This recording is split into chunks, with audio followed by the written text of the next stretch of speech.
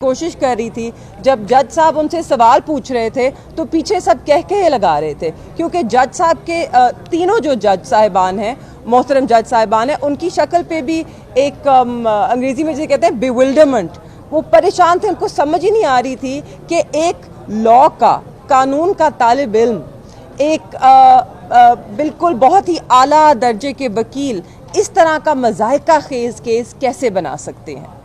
تو آج ہمیں بہت خوشی ہوئی ہے کہ میرے والد کو بیل ملی ہے، خان صاحب کو بھی اس کیس میں بیل ملی ہے، جیسے کہ وہ حقدار تھے اس کے۔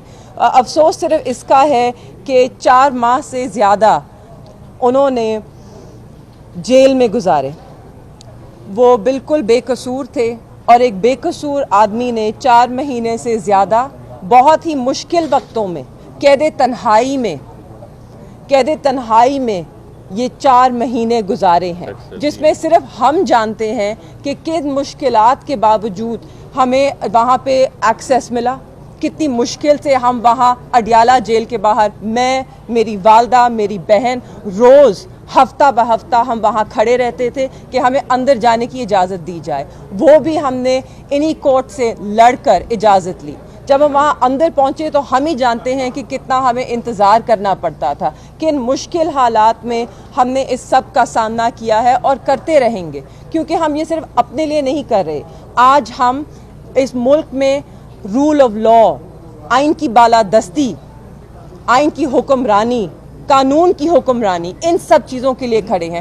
اس لیے ہم یہ سب برداشت کرتے رہے ہیں اور کرتے رہیں گے جب تک اس ملک میں رول آف لا قائم نہیں ہوتا، جب تک اس ملک میں آئین کی بالادستی نہیں ہوتی۔ ہم یوں ہی اس عوام کے حق کے لیے بھی لڑتے رہیں گے جیسے کہ ہم لڑتے رہے ہیں۔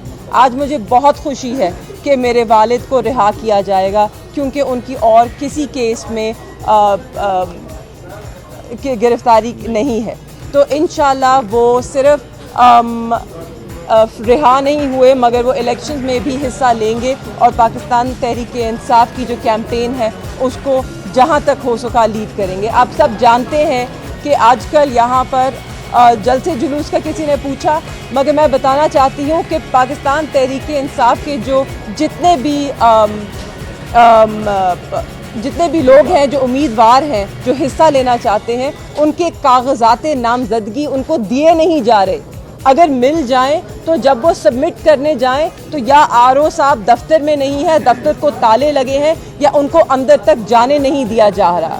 ہمارے ساتھ بھی یہی ہوا ہے۔ میرے والد کے سیکرٹری وہ گئے تھے ان کے کاغذ لینے، نامینیشن پیپرز، ان کو اریسٹ کر لیا گیا، MPO آرڈر کے نیچے بند کر لیا گیا، کاغذ چھین لیے گئے۔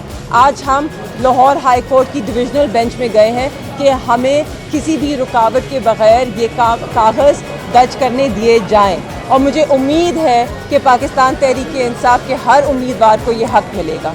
بہت شکریہ۔ آپ سب کو بہت بہت مبارک، پاکستان کو مبارک، پاکستان زندہ باد۔